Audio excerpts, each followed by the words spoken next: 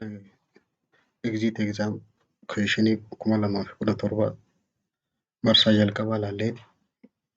Marsaa tana keessatti gaaffii 13ffaa irraa kaanee ilaalla. Hanga xumuraatti nu waliin turaa jechaa. Gaaffiin 13ffaadha. You are counseling a couple about infertility. In your discussion about conception, tubal disease and implantation, you explain to them that implantation in the uterus occur at which stage of development? Warreen ilmoo argachuu barbaadan waa'ee dhala dhabuu irratti gorsa kennaafii turte. Gorsa kee kana keessatti akkaataa ilmoon itti gadameessaa keessatti uumamuu dandeessu akkasumas dhukkuboota fallopian tubiidhaa gorsitee implantation illee implantation jechuun yeroo ilmoon gadameessaa keessatti maxxantu. Stage of development kam keessatti implantationin uumamti jetteeti ibsita. Wanni inni si gaafate ijoonsaa stage of development kami implantationin? A blastocyte, B zygote, C 8 cell embryo, D morula. Jalqaba gaaffii kana deebisuun dura fertilizationiin gaggeeffamte yeroo jennu it form zygote. Jalqaba sanyiin kormaa fi killeen yeroo sanyiin kormaa killee san cabsee fertilizationiin gaggeeffama. Fertilizationii booda zygotii ta'a. Single cellii. Kana booda zygotiin when zygote is divided into 2, 4, 8 cell cleavage jaaniin. Kana booda morula. Morulaan solid ball of cellidha. Tilmaamaan seelii 16 qaba. Kana booda blastocyteidha. Blastocytiin hollow ball of cell with inner cell mass and trophoblast. Kana booda implantationin dhufa. When blastocyte is attached to endometrium. Tilmaamaan around day 6 up to 7 after fertilization. Which stage of development kajuu kanaaf mee filannoo kana optionii A yoo laalle blastocyst kajuu sirriidha. Implantationin at the blastocyst stage kanarratti implantationin kan dhufu. Zygote kajuu B irra kan jiru kuni too earlyidha. Zygotiin just fertilized eggidhaatu zygotiidha. 8 cell embryo kajuu kuni cleavage stage irra jira. Implantationidhaaf hin qophoofne. Morulaan blastocyst precede implantation does not occur yet at this stage. Kanaafuu exam tippiidhaaf guyyaa day 0 zygotiidha. At day 3 morulaadha. Day 5 blastocyteidha. Kana booda day 6 up to 7 implantation. Implantation is happen at the blastocyst stage. So the answer will be blastocyst kajuu A irra kan jiru kana ta'a. Gaaffiin itti aantu a 6-year-old male child came to pediatric OPD with abdominal distension. Mucaa waggaa 6tu pediatric OPD dhufe. Maal qaba? Abdominal distension qaba. Garaa kanaatiitu afuufame guddate. On physical examination, it is found that there is shifting dullness. Shifting dullness jechuun yeroo garaa kanaan dhodhoitu garaa san garagalchitee dhodhoitu jala jijjiirama jechuudha. What will be most likely problem of this child? Rakkoo mucaa kanaa maal ta'a? A. Mass in the abdomen. B. It is normal finding in the abdominal examination. C. Fluid collection in the abdomen. D. Foreign body in the abdomen. Shifting dullness in physical examination finding used to detect ascites or free fluid in the peritoneal cavity. Shifting dullness in yeroon dhaga'a. When patient change position, the area of dullness shift because fluid is moved with gravity. Sababa poozishinii isaatii wajjin jijjiiramuuf dallansiin reefa asirra geessisu gamatti naanna'a. It is normal finding in abdominal examination kajuu it is not normal. It is not caused by mass. Yoo optionii kana ilaallu mass in the abdomen kajuu maasiin localized dallasii qaba malee shifting dallasiidhaan. It is normal finding in abdomen kajuu shifting dallasiin abnormaalidha. Timpaanii ta'uu qabu. Fluid collection in the abdomen kajuu kun sirriidha. Shifting dallasiin asaayitasii agarsiisa. Foreign body in the abdomen kajuu shifting dallasii causing godhu. Kanaafuu fluid collection in the abdomen kajuu. Wanni ati qabachuu qabdu waa sadii qabachuu qabda asirratti. Shifting dallasiin asaayitasiidha. Dhangala'aa jira. Localized dallasiin maasiidha yookaan immoo orgaanomeegaaliidha. Orgaaniidha. Timpaaniin immoo gaaziidhaa keessa jira jechuudha. Kanaafuu ansariin deebisaa kanaa C fluid collection in the abdomen kajuu. Gaaffiin 15ffaadha. Which concept can describe patient's inability to void even though the kidney that enter bladder? Kaasii gadii kana keessaa kamtu namtichi fincaanuu dadhabuu agarsiisa? Even though kidney that enter bladder. A. Dysuria. B. Urgency. C. Retention. D. Oliguria. Gaaffiin maal ibsu jirti? Describe situation where urine is produced by kidney and enter bladder but the patient cannot void. Fincaanuu dadhabee cannot empty bladder. Kana gaafachuu jirti. Kuni maal agarsiisa? This is definition of urinary retention. Optionii kana tokko tokko yoo ilaalle dysuria jechuun painful or difficulty of urinationidha. Not ability to void. Urgency ammoo strong sudden urge to urinateidha. Malee fincaanuu dadhabuu miti. Kuni sarduudha. Retention kajuu inni sirra jiru kun sirriidha. Urine is retained in bladder because patient cannot void. Inni dirra jiru oliguriaan when urine output is decreased less than 400 ml per day. Kuni oliguria yeroo mudatu due to reduced kidney production idha malee not inability to void. Kanaafuu exam tipiidhaaf wantoota afran kana qabachuu qabda. Tokko retention yeroo jaan urine is in the bladder but not voided. Bladderii keessa jira gadi hin bahu malee. Oliguriaan low urine production idha. Dysuria painful urination idha yeroo fincaanu dhukkuba. Urgency ammoo sarduudha. Sudden need to urinate. So retention reservoir full but stuck. Guutee jira garuu keessaa gadi hin bahu. Kanaafuu deebisaan gaafii kanaa retention kajuu isa sirra jiru kana ta'a.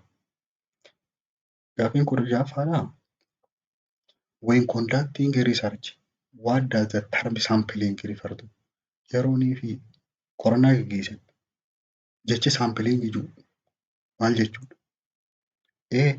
Selecting and gathering information from subset of population. B. Presenting finding in visual format. C. Describing characteristic of study participant. D. Organizing data into category for analysis. Sampling jechuun maali? Hiikkaasaa si gaafate. Sampling researches refer to the process of selecting subset of individual from larger population to represent that population study. Sampling jechuun cita tuutaa populationii guddaa keessa hamma tokko saamuda keessaa fudhachuudha. Kan hawaasa bakka bu'u. Maaliif kun godhama?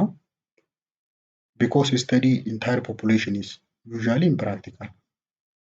Populationii guutuutti qorachuu waan hin dandeenyeef isaan keessaa saamuda fudhata saampilii. Kaayyoon isaa waan saamuda sanirraa fudhatte booda generalize godha. Inni irra jiru selecting and gathering information from subset of population kan jiru sirriidha. Kuni definition immoo samplingiidha. Biin immoo presenting the finding in visual format kan jiru kuni data presentationidha agarsiisa. Akkaataa boodatti dhiyeessitu chaartiidhaan, giraafiidhaan. Inni irra jiru describe characteristic of study participant kan jiru kuni demographic descriptionidha malee samplingiidha miti. Inni irra jiru organizing data into category kan jiru data classification takka codingidha. So correct answering A selecting and gathering information from subset of population jechuudha. Asirratti sampilingii, population, sample isa kana beekuu qaba. Sampilingii yeroo jennu subset selectionidha. Populationiin entire group of interestedha. Sample yeroo jennu immoo smaller groupidha. Sampilingiin akkaataa itti fudhatan sana. Study to infer about population. Kanaafuu small set from the world. We call it sampling jenna. Answering deebisaa kan gaafii kana selecting and gathering information kan jiru kana. Gaafii itti aantu ilaalla. Preterm rupture of membrane bakka kana sirrii ilaali. Preterm rupture of membrane is most strictly defined as spontaneous rupture at any which of the following. Preterm rupture of membrane osoo yeroo hin gahin dhoohuu bishaan garbaa kana hiikkaan isaa maal jennaan? Spontaneous rupture at which of the following? A stage of fetal viability, B second stage of labor, C onset of labor, D 37th week of gestation. Preterm rupture of membrane yoo jennu proomidha. Spontaneous rupture of amniotic sac before onset of labor. If it occur before 37 completed week of gestation, we call it preterm prom jennaan. Prom jechuun preterm prom jechuun yoo 37 duratti dha'u taate preterm premature rupture of membrane jenna. The strict definition focus on gestational age less than 37. Viability dhaafi labor stage dhaamti. Optionii kana tokko tokko yoo ilaalle A stage of fetal viability kan jiru viability it is not a strict definition. Bal'aadha waan ta'eef. Second stage of labor kan jiru incorrected. Rupture during labor in promiin jaamu. C onset of labor kan jiru prom jechuun maanuu rupture before labor begin osoo cinimuun hin eegalin dura dhoohudha. Isa diira jiru kana 37 week of gestation kan jiru kanaatu preterm promidha. Kanaafuu exam tiippiidhaaf prom, p-prom, term prom addaan beekuu qabda. Promiin premature rupture of membrane jechuun rupture before labor. Preterm premature rupture of membrane ammoo rupture before 37 weekidha. 37 dura. Term promiin rupture at greater than or equal to 37 week before labor. Kanaafuu p-promiin pre-37 week ruptureidha. Kanaafuu preterm rupture of membrane waan nu gaafate deebisaan isaa 37 week of gestation kan jiru kana. Gaafiin itti aantu which of the following clinical manifestation would the nurse expect client was experiencing left-sided congestive heart failure? yoo peeshantiin mallattoolee left side congestive heart failure yoo qabaate mallattoo akkam darsineeti. Kana jechuun left side heart failure mallattoon isaa kamii jechuudha. A. fluid in peritoneal cavity. B. edema of lower extremity. C. distended jugular vein. D. non-productive cough. Left side heart failure namni qabu blood is back up into lung. Dhiigni gara sombaatti of duuba deebi'a. Kanaafuu mallattooleen eegamtu pulmonary congestion, dyspnea, orthopnea, cough. Often non-productive dha coughin isaa. Crackle, paroxysmal nocturnal dyspnea. Mallattoo akkanaa qaba. Right side heart failure ammoo blood back into systemic circulation. Karaa qaama keessaa waan hin deebineef dhiigni peripherally deemaa mul'ata. Ascites, fluid in peritoneal cavity, jugular vein distension. Kana qaba. Optionii kan himee tokko tokkoon haa ilaallu. Inni irra jiru fluid in peritoneal cavity right side heart failure.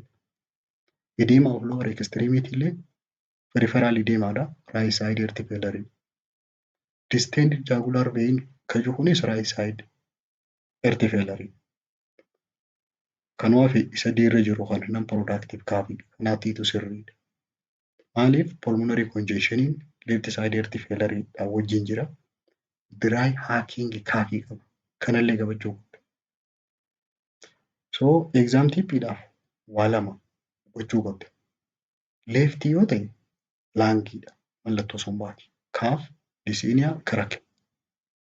Right side taanaan rest of body dha. Edema, ascites, jugular vein distension. So for left laangiidha, rightidha, restidha. So the answer will be D. non-productive cough kaju. Coughing 19ffaadha. The main difference between pain of angina and pain of myocardial infarction is that pain associated with garaagarummaa isaa si gaafate angina fi myocardialidha. Dhukkubbii isaan kana. A. myocardial infarction is always more severe. B. myocardial infarction is referred to the left arm. C. angina is relieved by rest. D. angina is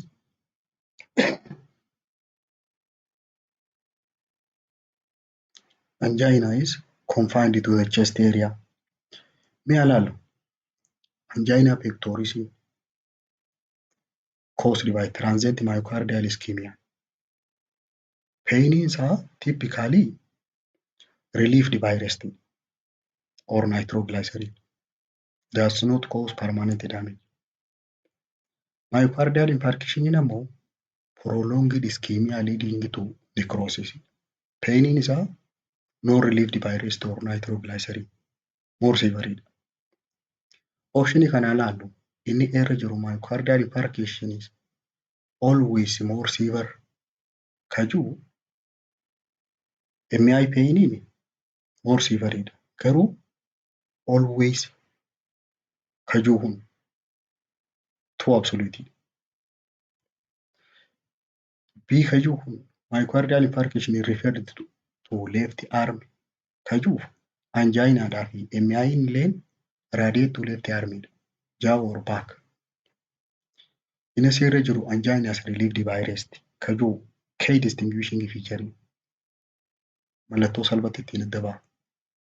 Angina is confined to chest area. Confined jechuun bakka san taa'uu jechuudha. Anginaan radiate confined dhaa miti. Wanni ati asirra qabachuu qabdu anginaan transientidha. Dabreeti. Relieved by rest or nitroglycerin. Myocardial infarction garuu persistentidha. Not relieved by rest.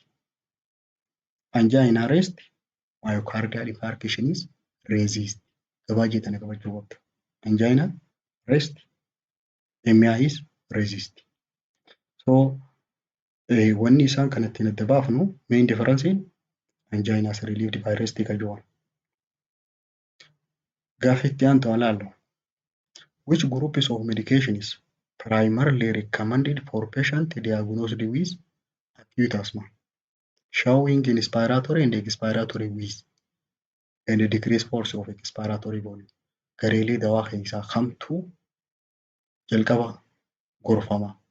Nama acute asthma qabu, nama asmii qabu kan yeroo hafuura gara alaatti baafatuu fi yeroo gara keessaatti fudhatullee wheezingii qabu. Decreased force of expiratory volume. Hangi inni qilleensa gara alaatti baasuusaa humni inni ittiin baasu xiqqaate. A. Beta adrenergic blocker. B. Bronchodilator. C. Oral steroid. D. Inhaled steroid. Acute asthmaan maaliin beekama? Mallattoon isaa wheezingii qaba. Inspiratory and expiratory. Decreased expiratory flow. Respiratory distress. Waan kanaan beekama. The first line treatment rapid acting bronchodilator.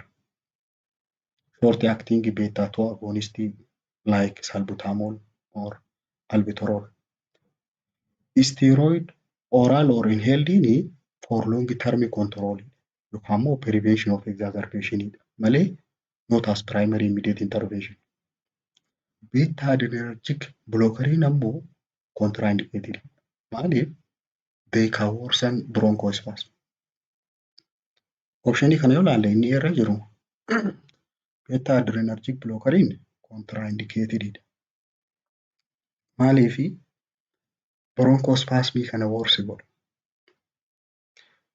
Optionii B'dhaa yoo ilaalle bronchodilator kan jiru first line treatment in acute asthma attack sirriidha. Oral steroidiin for moderate or severe exacerbation dhaaf itti fayyadama malee not primary immediate relief. Inhaled steroidiin maintenance therapy malee not acute relief. Kanaafuu correct answeriin bronchodilator kan jiru. Asirratti wanti ati qabachuu qabdu acute asthmaadhaaf bronchodilator, saaba short acting beta adrenergic like salbutamol. Chronic controlidhaaf inhaled corticosteroid. Severe exacerbation yoo jiraate add systemic steroid. So in case of attack airway open with bronchodilator. Kana qabachuu qabu. Deebisaan isaa bronchodilator kan jiru. Gaaffii itti aantu ilaallu. During curriculum development committee assessed department's staff profile as reference to select appropriate teaching method is mandatory. The selection criteria employed by the curriculum committee is yeroonii fi curriculum qopheessanii koreen curriculum san qopheessitu departmentii sanii profile isaa san laalan. To select appropriate teaching method is mandatory. Mala barsiisuu laatiif jecha. Selection criteriyaan kun kan komiteen kun select godhe huni maali? A. Learning style. B. Teacher's level of education. C. Nature of content. D. Objective. Amma qabxiin ijoon gaafii kanaa maali? Assess the department staff profile as a reference to select appropriate teaching method. Qabxiin ijoon isaa kana. Staff profilein teacher qualification, background, level of education. Kanaafuu selection criteriaan kuni teacher's level of education. Because committee is evaluating whether faculty have capacity to deliver certain teaching method. Dhaqqabsiisuu ni danda'amu hin danda'u waan jiru dandeettii isaa ilaalan hanga barnoota isaa. Option irra jiru learning style kan jiru kuni refers to student profile yoo ilaalan. Note staff. Teacher level of education directly staff profile assessment wajjin walitti hidha. Nature of content kan jiru kun pedagogy dha. What being assessed here? Not. Objective kan jiru guide curriculum outcome dha. Curriculum development keessatti wanti ati yaadachuu qabdu objective yoo jennu what must be achieved dha. Nature of content yoo jennu immoo decide which method fit. Theory dha moo practical. Staff profile yoo jennu who can deliver this method effectively. Learner style for engagement dha. Evaluation ammoo if objective were met or unmet. So staff profiling, staff qualification dha. So selection criteria isaan kun irra dhaabbatanii filatan teachers level of education kan jiru kana. The answer will be B. Gaaffii 22ffaadha. A nurse should be aware that the most life-threatening and fatal complication of poliomyelitis is one of the following. Poliomyelitis complication isaa kan narsiin xiyyeeffannaan eegdu kami? A. Heart failure, B. Memory loss, C. Respiratory failure, D. Infertility. Poliomyelitis maali dura? Poliomyelitis dhukkuba viral infection dha. Viral infection polio virus dhaan dhufa. Primarily bakki inni miidhu eessa? Anterior horn cell of spinal cord bakki inni miidhu. San miidhee motor neuron damage fida. And paralysis fida xumurarra. The most dangerous complication in polio dha when virus affect respiratory muscle or brain stem. Respiratory center yoo virus suni maasha argansuudha. Diaphragmii intercostal kana fa'aa miitee fi hundee sammuudhaa jiddugala hargansuu sammiiti. Kuni maal fida? Respiratory failure fida. Most life-threatening and fatal complication kan. Optionii kana yoo tokko tokko ilaalle heart failure no typical complication of polio. Memory loss illeen akkasuma. Polioon not primarily affect cognition. Respiratory failure paralysis of respiratory muscle fidee boodarra deezilii dhaqqabsiisuu danda'a. Infertility kan jiru kunilleen hidhata waliin hin qabu polio wajjin. So polioon motor neuron damage fideeti paralyze godha. Bulbar polioon ammoo respiratory muscle paralyze godhee respiratory failure godha. So polioon complication isaa hamaan paralysis of breathing. So the answer would be C. Respiratory failure kan jiru. Gaaffiin 23ffaadha. When performing vaginal examination on laboring patient, the nurse should yeroonii fi vaginal examination nursiin gaggeessitu dubartii ciniinsu jirtu irratti. A. Use sterile water as lubricant for the examination. B. Wear utility gloves throughout entire examination. C. Insert gloved finger into vagina before lubricating. D. Document cervical dilation, effacement and station accurately. During vaginal examination in labor, nurse role maali? To assess cervical dilation, effacement and fetal station. Proper technique akkamii? Akkaataan itti ilaalan sterile glaaviidhaan, utility glaaviidhaan using appropriate sterile lubricant fayyadamaniiti malee sterile waterii hin fayyadamaniiti miti. Lubricating before inserting finger. Most importantly, xumura irratti accurately document godhan waan harkaan salpha. Optionii kana tokko tokko yoo ilaalle A. Use sterile water as lubricant for examination kan jedhu sirrii miti.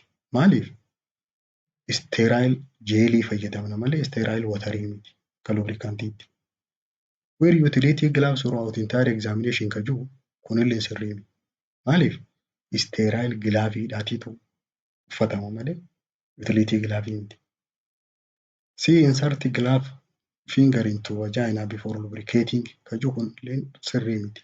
Sababni isaa before insertion lubrication must be applied. D. Document cervical dilation effacement in the station accurately kan jiru kun sirrii. Essential nursing responsibility. After performing exam garuu. Exam TP'dhaaf wanni ati qabachuu qabdu sterile glaavii uffachuu qaba. Sterile lubricantii godhatee perform exam san booda documentii godha. Dilationii, effacement fi stationii. So vaginal examinationii xumurarra wanni godhan documentii godhan verify and enter finding. Dilationii, effacement fi station accurately galmaa'uu qaba. Kanaafuu deebisaan isaa D kana ta'a. Gaaffii itti aantu gaaffii 24ffaa irraa kaanee sagantaa itti aantu keessatti waliin ilaalla. Yaada yoo qabaatan koomentii godhaa. Nagatti.